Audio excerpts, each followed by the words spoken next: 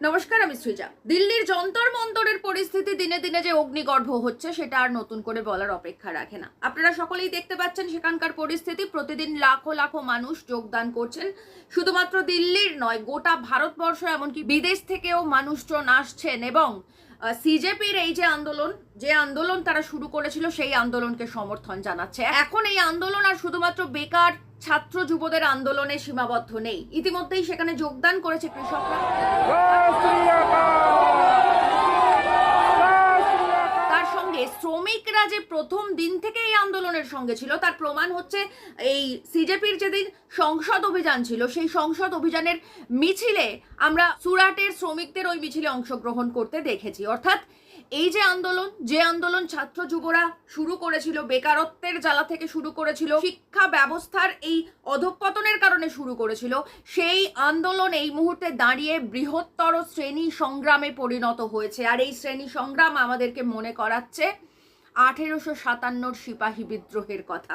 হ্যাঁ, আমি হয়তো একটুখানি ব্যাপকভাবে বললাম। আপনারা এখন বলতে শুরু করবেন যে স্বাধীনতা সংগ্রামের সঙ্গে এই আন্দোলনের কোনো তুলনা হয় না।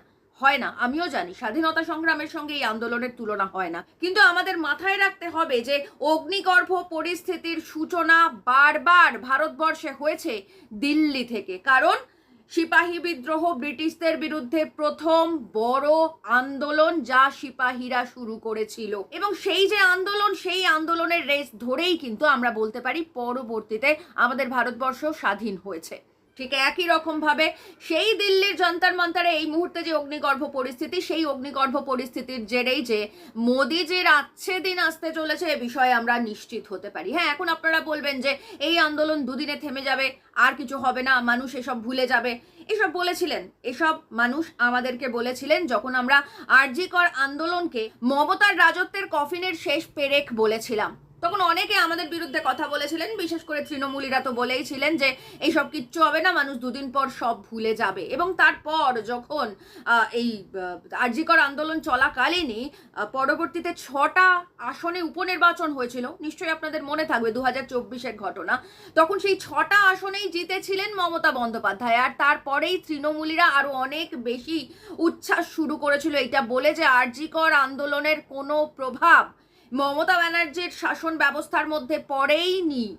আসলে মমতা ব্যানার্জি এক এবং অদ্বিতীয়, এবং তিনি এ রাজ্যের শাসনে থাকবেন। আমরা 2026-এ তার ফল পেয়েছি। ঠিক একই রকম ভাবে এই যে আন্দোলন শুরু হয়েছে, এই যে বিক্ষোভ শুরু হয়েছে, এই যে সাধারণ মানুষের ক্ষোভ দানা বেঁধেছে এবং তা আগুনের মতন ছড়িয়ে পড়েছে, মাথায় রাখবেন এটাও কিন্তু মোদিজির রাজত্বের কফিনের শেষ পেরেক।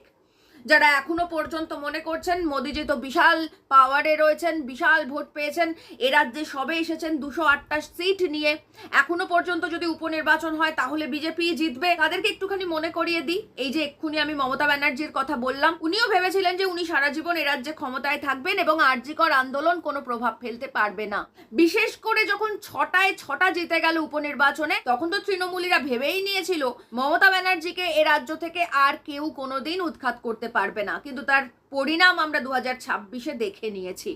এমনকি আমরা যদি একটুখানি বোফোর্স কেলেঙ্কারির কথা মনে করি, সেখানেও কিন্তু রাজীব গান্ধীর সরকারের বিরুদ্ধে মানুষের বিভৎস ক্ষোভ দানা বেঁধেছিল, কিন্তু তারপরেও যতবার উপনির্বাচন হয়েছিল, মানে তার পরের উপনির্বাচনগুলো, সেখানে প্রত্যেকবার কংগ্রেস জিতেছিল। এবং সেখানেও সাধারণ মানুষ বলেছিলেন যে বোফোর্স কেলেঙ্কারির কোনো প্রভাব আসলে কংগ্রেসের শাসন ব্যবস্থায় পড়ছে না।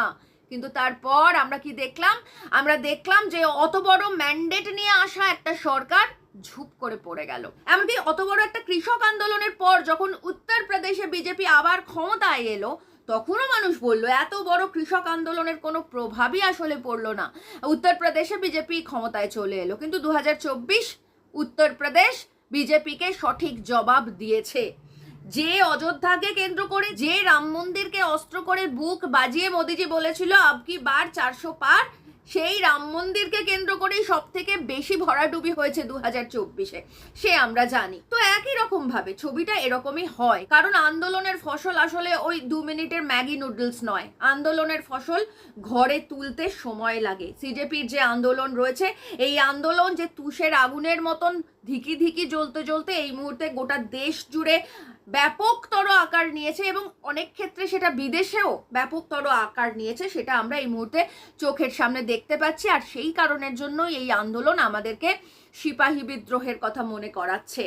আর এই আন্দোলন যে আরো বৃহৎ আকার নেবে, আরো বৃহৎ চেহারা নেবে, সেটা আন্দোলনের যে প্রতিচ্ছবি সেটা দেখলে মোটামুটিভাবে বোঝা যায়। কারণ প্রথমেই বললাম যে এই আন্দোলন এখন আর ছাত্র যুবদের আলাদা করে আন্দোলন নয়, এই আন্দোলন আসলে এখন ব্যাপকতর বৃহত্তর শ্রেণী সংগ্রামে পরিণত হয়েছে। যে শ্রেণীকে বিজেপি সব থেকে বেশি ভয় পায়, যে শ্রেণীকে ডিভাইড এবং রুলের মাধ্যমে বিজেপি ক্ষমতায় টিকে থাকতে চায়, যে হিন্দু মুসলিম ধর্মের বিষ মানুষের মধ্যে প্রবাহিত করে বিজেপির যে ডিভাইড অ্যান্ড রুলের পলিসির মধ্যে দিয়ে ক্ষমতায় টিকে থাকার যে নীতি, সেই সমস্ত কিছুকে এই মুহূর্তে দিল্লির যন্তর মন্তর ধূলিসাৎ করে দিয়েছে। আর এখানেই আমাদের আবারও সিপাহী বিদ্রোহের কথা মনে পড়ছে। কারণ সিপাহী বিদ্রোহতেও আমরা সেই ছবিই তো দেখেছিলাম। আমরা দেখেছিলাম কিভাবে মিরাট দখল করার পর যখন সারা রাত ধরে যমুনা নদীর পাড় দিয়ে যখন ঘোড়া ছুটিয়ে সিপাহীরা দিল্লি দখলে যাচ্ছিল, তখন একই সঙ্গে হিন্দু মুসলমান সকলে মিলে একসঙ্গে যাচ্ছিল।